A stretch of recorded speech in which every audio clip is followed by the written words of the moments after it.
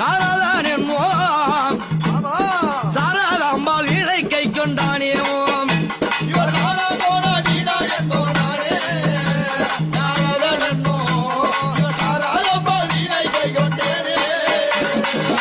நாடோடின்னு சொல்லக்கூடிய பேரை பெற்று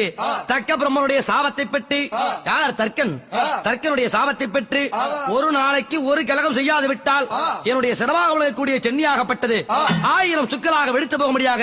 சாபத்தை பெற்ற நான் இன்றைய தினத்திலே எங்கே போகின்றேன் கலகம் கலகம் என்று கட்டழகன் வாரேனையா கலகம் கலகம் என்று கட்டழகன் வாரேனையா